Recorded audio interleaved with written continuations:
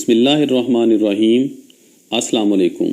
میں ہوں عمران باجوہ اور آپ دیکھ رہے ہیں اپنا favourite YouTube channel learning simplified. ناظرین، آج ہم اپنی series history of modern warfare کی کنٹینیوشن میں تیسری ویڈیو لے کر آپ کی خدمت میں حاضر ہوئے ہیں۔ پہلی دو ویڈیوز کا لنک ڈسکرپشن میں موجود ہے۔ آج ہم بات کریں گے امریکن سول وار کے بارے میں، جو 1861 سے 1865 کے درمیان امریکہ کی سینٹرل گورنمنٹ یعنی یونین اسٹیٹس آف امریکہ اور جنوبی ریاستوں پر مشتمل باغی ریاست یعنی کانفیڈریٹ اسٹیٹس آف امریکہ کے درمیان لڑی گئی۔ ناظرین، آج کی ویڈیو میں ہم سب سے پہلے امریکن سول وار کے پس منظر اور جنگ کی وجوہات کے بارے میں جانیں گے، اور اس کے بعد جنگ کی کچھ بڑی لڑائیوں پر بات کریں گے، اور پھر جنگ کا تجزیہ کرنے کے بعد مستقبل کی جنگوں پر اس جنگ کے اثرات کے ساتھ ویڈیو مکمل کریں گے۔ ناظرین، یہ عمومی طور پر مانا جاتا ہے کہ براعظم شمالی اور جنوبی امریکہ میں سب سے پہلے آباد ہونے والے لوگ تقریباً 15,000 قبل مسیح میں شمالی ایشیا یعنی سائبیریا سے ہجرت کر کے الاسکا کے ذریعے شمالی امریکہ میں آباد ہوئے، اور اس کے بعد بے تحاشا تہذیب نے یہاں جنم لیا۔ لیکن کرۂ ارض کا یہ حصہ باقی دنیا سے اس وقت تک پردہ پوش تھا جب 1492 میں کرسٹوفر کولمبس نے ہسپانوی بادشاہ کی مالی مدد کے ذریعے براعظم امریکہ کو دریافت کیا۔ اس کے بعد یورپ کے مختلف ممالک سے لوگ یہاں آباد ہوئے اور امریکہ کے اصل رہائشیوں کے خلاف لڑائیوں اور ان نئے یورپی ہجرت کردہ لوگوں کے ذریعے لائی گئی نئی بیماریوں کے خلاف ان میں قوت مدافعت نہ ہونے کے باعث اصل رہائشیوں کی تعداد میں حیران کن کمی ہوئی۔ اس کے علاوہ اسپین، پرتگال، فرانس اور برطانیہ نے بھی موقع کا فائدہ اٹھا کر براعظم امریکہ کے مختلف علاقوں کو اپنی کالونیز بنانا شروع کر دیا، اور وہاں پر یورپی آباد کاریوں میں بھی مزید تیزی سے اضافہ ہوا۔ یورپین کالونائزیشن کا یہ عمل 18ویں صدی کے درمیان تک چلتا رہا، جب برطانیہ کی سخت ٹیکس پالیسی کے خلاف امریکی اٹھ کھڑے ہوئے اور جارج واشنگٹن کی قیادت میں فرانس اور اسپین کی مدد سے برطانوی افواج کو شکست دینے کے بعد 1776 میں امریکہ کی آزادی کا اعلان کر دیا، اور یوں یو ایس اے ایک کانفیڈریٹ کے طور پر سامنے آیا۔ ناظرین، برطانیہ سے آزادی کے بعد سب سے بڑا مسئلہ جو امریکہ کو درپیش ہوا وہ تھا سلیوری یعنی غلاموں کا۔ ناظرین، اس وقت سلیوری امریکہ میں ایک نارمل پریکٹس تھی۔ یہ غلام براعظم افریقہ یا ویسٹ انڈیز کے جزیروں سے لائے گئے کالے لوگ ہوتے تھے یا اصل امریکی کالے رہائشی تھے۔ امریکہ کی شمالی ریاستیں سلیوری کے سخت خلاف تھیں، جبکہ جنوبی ریاستیں اس کو اپنے کلچر کا حصہ اور اپنی اکانومی کے لیے لازم سمجھتی تھیں، اور کسی بھی صورت میں سلیوری ختم کرنے کے حق میں نہیں تھیں۔ اس طرح امریکہ کی شمالی اور جنوبی ریاستوں کے درمیان اختلافات شدت اختیار کر گئے۔ حالات نے اس وقت شدید شکل اختیار کی جب 1860 میں ابراہم لنکن امریکہ کے صدر منتخب ہوئے۔ ابراہم لنکن اپنی انتخابی مہم میں بارہا اس بات کا اعلان کر چکے تھے کہ وہ الیکشنز میں کامیاب ہونے کی صورت میں سلیوری کو ہمیشہ کے لیے ختم کر دیں گے۔ لنکن کے منصوبہ کو جانچتے ہوئے امریکہ کی 7 جنوبی ریاستوں نے 8 فروری 1861 کو امریکی یونین سے الگ ہو کر ایک الگ ملک ہونے کا اعلان کر دیا اور کانفیڈریٹ اسٹیٹس آف امریکہ کا نام اختیار کیا۔ اسی کے ساتھ انہوں نے ریاست جنوبی کیرولینا میں واقع امریکی فوج کے قلعہ فورٹ سمٹر پر حملہ کر دیا، اور یوں امریکی سول وار یعنی خانہ جنگی کا آغاز ہو گیا۔ جب ابراہم لنکن نے حالات سے نمٹنے کے لیے فوج استعمال کرنے کا فیصلہ کیا تو 4 مزید ریاستیں بغاوت کر کے کانفیڈریٹس کے ساتھ مل گئیں۔ کچھ جنوبی ریاستیں جن میں غلامی کا نظام رائج تھا، انہوں نے یونین سے علیحدگی اختیار نہیں کی اور بارڈر اسٹیٹس کے طور پر جانی گئیں، جن میں ڈیلاویئر، میری لینڈ، کینٹکی اور میزری وغیرہ شامل ہیں۔ ناظرین، امریکن سول وار کو دو بڑے علاقوں میں تقسیم کیا جا سکتا ہے، ایسٹرن اور ویسٹرن تھیٹر، کیونکہ دونوں علاقوں میں لڑائی تقریباً ایک دوسرے سے الگ تھلگ لڑی گئی۔ امریکی یونین نے ایسٹرن تھیٹر میں لڑائی کے لیے ایک نئی فوج قائم کی جس کو آرمی آف پوٹومیک کے نام سے جانا جاتا ہے، جبکہ کانفیڈریٹ اسٹیٹس کی آرمی کو آرمی آف ناردرن ورجینیا کے نام سے جانا جاتا تھا۔ اس جنگ کی پہلی بڑی لڑائی ریاست ورجینیا کے علاقے بل رن کے مقام پر لڑی گئی، جو امریکی یونین کے دارالخلافہ واشنگٹن سے محض کچھ فاصلے پر واقع ہے۔ فرسٹ بیٹل آف بل رن، جو 1861 میں ایسٹرن تھیٹر میں لڑی گئی، اس میں سخت جنگ کے بعد کانفیڈریٹس کو فتح ہوئی۔ اس لڑائی میں شکست کے بعد امریکی صدر ابراہم لنکن نے جنرل جارج میکلیلن کو آرمی آف پوٹومیک کا کمانڈر تعینات کر دیا۔ 1862 میں جنرل جارج میکلیلن کانفیڈریٹ آرمی کی ایک کور، جس کی کمانڈ جنرل رابرٹ ای لی کر رہے تھے، اس کو رچمنڈ کے مقام پر اس نے محصور کر لیا، لیکن جنرل رابرٹ ای لی متعدد حملوں سے اس گھیراؤ کو توڑنے اور یونین آرمی کو واپس اپنے سٹارٹ پوائنٹ پر دھکیلنے میں کامیاب ہو گیا۔ اس شکست پر شدید غصہ کی صورت میں لنکن نے جنرل جارج میکلیلن کو ہٹا کر جنرل جان پاپ کو آرمی آف پوٹومیک کی کمانڈ سونپ دی۔ جنرل جان پاپ کی کمانڈ میں سیکنڈ بیٹل آف بل رن میں بھی یونین آرمی کو بری شکست کا سامنا کرنا پڑا اور کانفیڈریٹ آرمی نے ریاست میری لینڈ کی طرف پیش قدمی شروع کر دی۔ کانفیڈریٹ آرمی کی واشنگٹن کی طرف پیش قدمی سے گھبرا کر لنکن نے ایک دفعہ پھر جنرل جارج میکلیلن کو آرمی آف پوٹومیک کا کمانڈر بنا دیا اور ریاست میری لینڈ کے علاقے اینٹی ٹام کے مقام پر دونوں فوجوں کا آمنا سامنا ہوا۔ بیٹل آف اینٹی ٹام نے ایک خوفناک لڑائی کی شکل اختیار کی جو امریکی تاریخ کے سب سے بھیانک دن کی صورت میں یاد کی جاتی ہے۔ اس لڑائی کے دوران ایک دن میں 20,000 لوگ مارے گئے۔ اگرچہ تاریخ اس جنگ کو محض ڈرا مانتی ہے، لیکن آرمی آف پوٹومیک کے کمانڈر جنرل جارج میکلیلن نے اسے اپنی فتح قرار دیا۔ امریکی صدر ابراہم لنکن نے بھی اس فرضی فتح کے موقع کا فائدہ اٹھاتے ہوئے 1 جنوری 1863 کو ایمانسیپیشن پروکلیمیشن کا اعلان کر دیا، جس کے تحت امریکہ میں غلامی کے نظام کو ہمیشہ کے لیے ختم کر دیا۔ البتہ جنرل جارج میکلیلن نے اس اعلان کی برملا مخالفت کی، جس سے ناراض ہو کر لنکن نے جنرل جارج میکلیلن کو ہمیشہ کے لیے فارغ کر دیا اور جنرل ایمبروز برن سائیڈ کو آرمی آف پوٹومیک کا کمانڈر بنا دیا۔ اگر 1862 میں ویسٹرن تھیٹر کی بات کریں تو اس محاذ پر امریکی یونین کو کافی کامیابی ملی۔ امریکی یونین کے کور کمانڈر جنرل اولیسس گرانٹ کی کور نے ریاست کینٹکی میں واقع 2 قلعوں فورٹ ہنری اور ڈونیلسن پر قبضہ کر کے امریکی یونین کے لیے کمبرلینڈ اور ٹینیسی دریاؤں کا راستہ کھول دیا اور ساتھ ہی کانفیڈریٹ آرمی کی مشرق مغرب والی واحد ریلوے لائن کو بھی منقطع کر دیا، جس سے ان کو شدید لاجسٹک مشکلات کا سامنا کرنا پڑا۔ اس فتح کے بعد جنرل گرانٹ نے ٹینیسی دریا کے ساتھ جنوب کی طرف پیش قدمی کرتے ہوئے ریاست ٹینیسی میں شیلو کے مقام پر کانفیڈریٹ آرمی کے corps commander general Albert Sydney Johnson کو بھی شکست سے دوچار کیا۔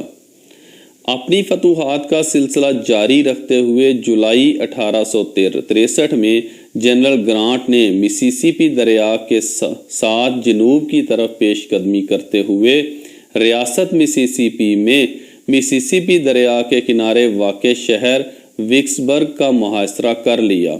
جس کے نتیجے میں شہر پر قبضہ حاصل کرنے کے ساتھ ساتھ وہاں موجود کانفیڈریٹ آرمی سے سرنڈر بھی کروایا۔ ناظرین، جنرل گرانٹ امریکی یونین آرمی کی ویسٹرن کمانڈ میں ایک کور کمانڈر تھا جبکہ پوری ویسٹرن کمانڈ کا کمانڈر جنرل ہنری ہیلک تھا۔ ان کامیابیوں کے پیش نظر جنرل گرانٹ نے جنرل ہیلک کو تجویز دی کہ اسے جنوب کی طرف پیش قدمی جاری رکھنے کی اجازت دی جائے تاکہ وہ انتہائی اہمیت کی حامل بندرگاہ موبائل کا قبضہ حاصل کر سکے، لیکن جنرل گرانٹ کی کامیابیوں سے جیلس ہو کر جنرل ہیلک نے اسے اجازت نہیں دی بلکہ اس کی کور کو دوسرے کمانڈرز میں تقسیم کر دیا۔ اسی دوران امریکی یونین آرمی کی ایک اور کور جنرل روز کرینز کی کمانڈ میں ریاست ٹینیسی کی طرف پیش قدمی کر رہی تھی۔ جنرل گرانٹ کی کور کو تقسیم کرنے کی وجہ سے یہ کور اکیلی ہو گئی اور اس کو چکاموگا کے مقام پر شکست کا سامنا کرنا پڑا، جو وڈرا کر کے چٹانوگا پر چلی گئی، جہاں کانفیڈریٹ آرمی نے اسے محصور کر لیا۔ جنرل ہیلک کی نالائکی اور حسد سے شدید غصے کی صورت میں امریکی صدر ابراہم لنکن نے اسے فارغ کر کے جنرل گرانٹ کو پورے ویسٹرن تھیٹر کا کمانڈر مقرر کر دیا۔ ساتھ ہی ایسٹرن تھیٹر سے آرمی آف پوٹومیک کی 2 کور سائز فورسز کو ویسٹرن تھیٹر میں منتقل کرنے اور چٹانوگا کا گھیراؤ چھڑوانے کے احکامات جاری کیے۔ ری انفورسمنٹ آنے کے بعد جنرل گرانٹ نے تابڑ توڑ حملوں کے باعث چٹانوگا میں محصور جنرل روز کرینز کی کور کو آزاد کروا لیا۔ ویسٹرن تھیٹر میں جنرل گرانٹ کی مسلسل کامیابیوں اور اس کے برعکس ایسٹرن تھیٹر میں آرمی آف پوٹومیک کی لگاتار مایوس کن کارکردگی کو دیکھتے ہوئے لنکن نے جنرل گرانٹ کو امریکی یونین آرمی کا کمانڈر ان چیف مقرر کر دیا۔ 1863 میں ایسٹرن تھیٹر کی بات کریں تو ہم نے پہلے ڈسکس کیا تھا کہ جنرل جارج میکلیلن کو ہٹانے کے بعد آرمی آف پوٹومیک کی کمانڈ جنرل ایمبروز برن سائیڈ کو مل گئی تھی، لیکن دسمبر 1862 میں ریاست ورجینیا میں فریڈرک برگ کے مقام پر بھیانک شکست کھانے کے بعد اسے بھی فارغ کر دیا گیا اور اس کی جگہ جنرل جوزف ہوکر کو آرمی آف پوٹومیک کا کمانڈر تعینات کر دیا گیا،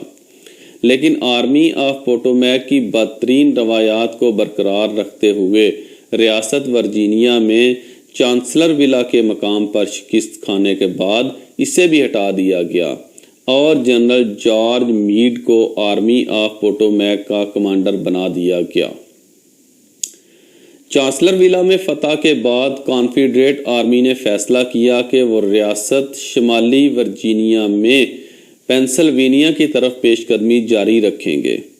اس پیش قدمی کے نتیجے میں اس کا ٹاکرا آرمی آف پوٹومیک سے ریاست پینسلوینیا کے علاقے گیٹس برگ میں ہوا اور آخر کار آرمی آف پوٹومیک کو پہلی فیصلہ کن کامیابی حاصل ہوئی، لیکن 1864 میں بھی آرمی آف پوٹومیک کو کچھ خاص کامیابی حاصل نہیں ہوئی۔ اس کے برعکس ویسٹرن تھیٹر میں جنگ نے 1864 میں فیصلہ کن موڑ اختیار کیا۔ مئی 1864 میں یونین آرمی کے ایک کور کمانڈر جنرل شرمن اپنی فوجیں ریاست جارجیا کے مقام ایٹلانٹا کے سامنے کانفیڈریٹ آرمی کے کور کمانڈر جنرل جانسن کے مد مقابل لے آیا۔ کافی لڑائی کے بعد وہ کانفیڈریٹ کور کمانڈر کو شکست دینے اور اس کو اٹلانٹا میں واپس دھکیلنے میں کامیاب ہو گیا۔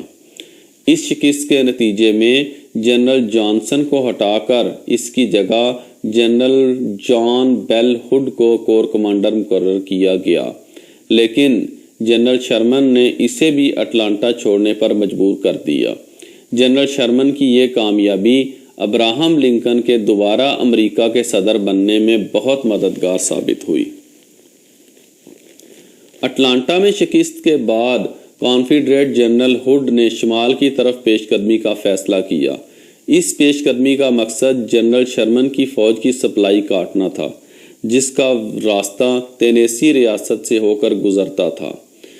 ناظرین، کسی بھی فوج کے لیے جنگ کے دوران اس کی سپلائی لائن کھلی رہنا ناگزیر ہوتا ہے، کیونکہ اگر سپلائی لائن سیکیور نہیں ہوگی تو نہ تو اس کو اسلحہ بارود وغیرہ کی ترسیل ممکن ہو سکتی ہے اور نہ ہی راشن وغیرہ کی۔ مطلب سپلائی لائن سیکیور نہ ہونے کی صورت میں کوئی بھی فوج لڑائی کے قابل نہیں رہتی۔ لیکن ان سب مجبوریوں کے باوجود جنرل شرمن نے یہ منصوبہ بنایا کہ وہ اپنی سپلائی لائن پر منحصر کرنے کی بجائے خود کو اپنی سپلائی لائن سے کاٹ کر جس علاقے میں جائے گا وہیں سے اپنی فوج کی ضروریات پوری کرے گا۔ ناظرین، اس کنسیپٹ کو لیونگ آف دی لینڈ کہا جاتا ہے اور نیپولین نے اس طریقہ کار کو متعارف کروایا تھا۔ جنرل شرمن کے اس پلان کو یونین آرمی کے commander in chief general grant نے اپروو کر دیا۔ اگرچہ یہ ایک خطرناک پلان تھا، اپنے اس پلان کو پرسو کرنے کے لیے جنرل شرمن نے اپنی فوج کا کچھ حصہ ریاست ٹینیسی میں جنرل ہڈ کا مقابلہ کرنے کے لیے چھوڑ دیا اور باقی فوج کو لے کر ریاست جارجیا اور ساؤتھ کیرولینا، جو کہ جنوبی ریاستوں یعنی کانفیڈریٹ سٹیٹس کا دل مانی جاتی تھیں، ان کی طرف پیش قدمی شروع کر دی۔ اپنی فوج کا جو حصہ جنرل شرمن نے جنرل ہڈ کا مقابلہ کرنے کے لیے ریاست ٹینیسی میں چھوڑا تھا، اس نے پہلے فرینکلن اور پھر نیشویلا کے مقام پر جنرل ہڈ کی فوجوں کو عبرت آمیز شکست سے دوچار کیا اور جنرل ہڈ اپنی باقی ماندہ فوج کے ساتھ گرتا پڑتا واپس اٹلانٹا آ گیا۔ ناظرین، اس وقت تک یہ جنگ ایک خونخوار اور بے رحم شکل اختیار کر چکی تھی۔ جنرل گرانٹ نے پہلے ریاست جارجیا اور پھر ساؤتھ کیرولینا کو نہ صرف فتح کیا بلکہ وہاں کی آبادی، فصلوں اور مویشیوں تک کو عبرت کا نشان بنا دیا۔ اب جنگ جنوبی ریاستوں یعنی کانفیڈریٹ آرمی کے سولجرز کے گھروں تک پہنچ چکی تھی اور ان کے اپنے گھر غیر محفوظ ہو چکے تھے۔ اس کے علاوہ 1865 کے شروع میں ابراہم لنکن کے دوبارہ امریکہ کے صدر منتخب ہونے کے ساتھ ہی جنوبی ریاستوں کی باقی امیدیں بھی دم توڑ گئیں۔ جارجیا اور ساؤتھ کیرولینا کے بعد نارتھ کیرولینا بھی زیادہ مزاحمت نہ کر سکی اور یہ ریاست بھی یونین آرمی کے کنٹرول میں آ گئی۔ دوسری طرف ایسٹرن تھیٹر میں بھی پیٹرزبرگ کے شہر میں بھی جنوبی ریاستی فوج یعنی کانفیڈریٹ آرمی کو شکست ہوئی، جس میں آخر کار بیٹل آف فائیو فورکس میں آرمی آف پوٹومیک کو پہلی دفعہ حملہ میں فتح نصیب ہوئی۔ ناظرین، ان فیصلہ کن شکستوں کے بعد کانفیڈریٹ آرمی کے commander in chief general Robert لی نے شکست تسلیم کرتے ہوئے باقی جنوبی ریاستوں کو بھی ہتھیار ڈالنے کی ترغیب شروع کر دی اور اس طرح اس جنگ کا اختتام ہوا۔ لیکن اس جنگ کے آخری سال میں یونین آرمی نے جو تباہ کاریاں کی، اس کی وجہ سے قریباً 100 سال مزید تک شمالی اور جنوبی ریاستوں میں حالات تناؤ کا شکار رہے۔ البتہ ایک بہت بڑی تبدیلی جو امریکی تاریخ میں رونما ہوئی وہ یہ تھی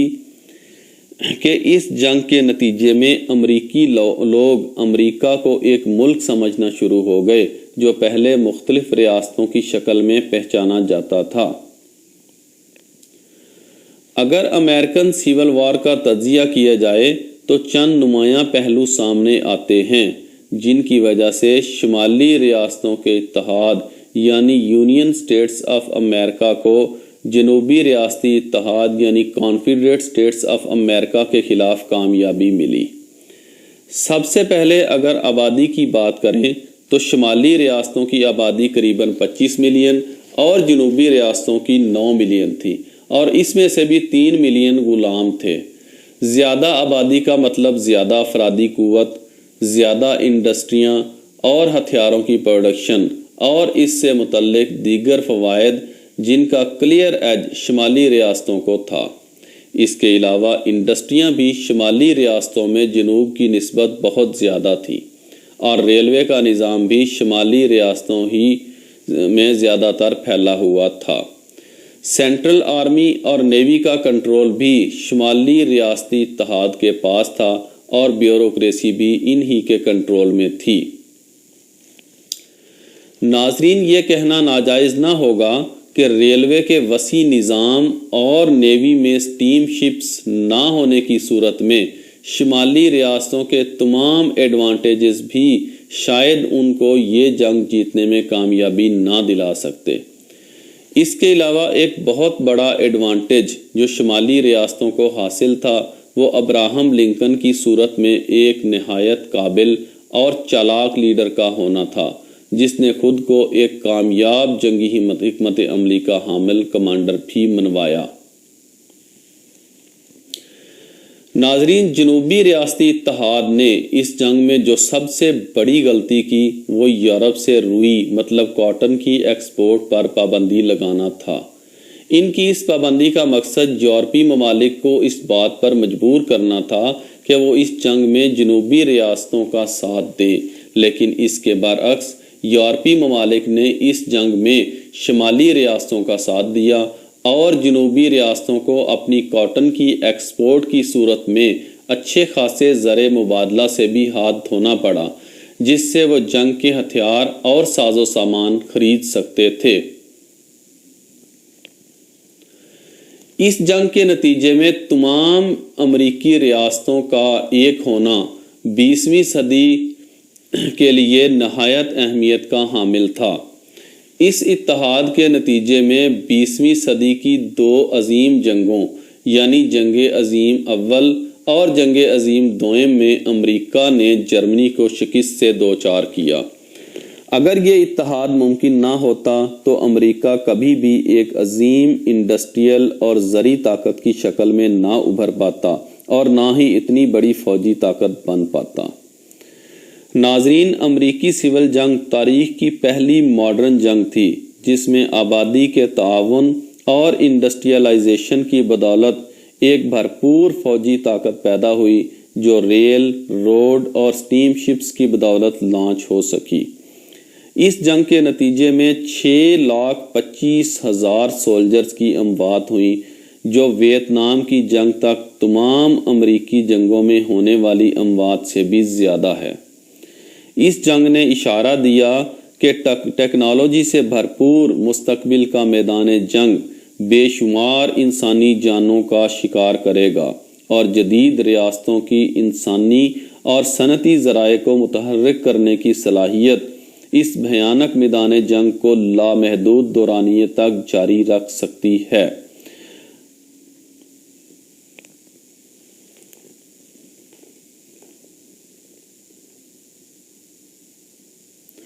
اور میدان جنگ کے یہ ذرائع 20ویں صدی کے آغاز میں نئی بلندیوں پر پہنچ رہے تھے۔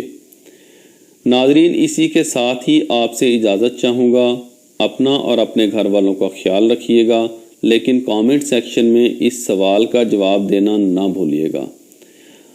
ہم نے ویڈیو کے آغاز میں ذکر کیا تھا کہ تقریباً 15,000 سال قبل مسیح میں شمالی ایشیا یعنی سائبیریا سے لوگ ہجرت کر کے الاسکا کے ذریعے شمالی امریکہ میں آباد ہوئے، لیکن اس وقت تو کشتیوں کا نظام اس حد تک جدید نہیں تھا کہ ان کے ذریعے ایک بر اعظم سے دوسرے بر اعظم تک کا سفر کیا جا سکتا، تو پھر یہ ہجرت کس طرح ممکن ہوئی؟ اجازت دیجیے، اللہ حافظ۔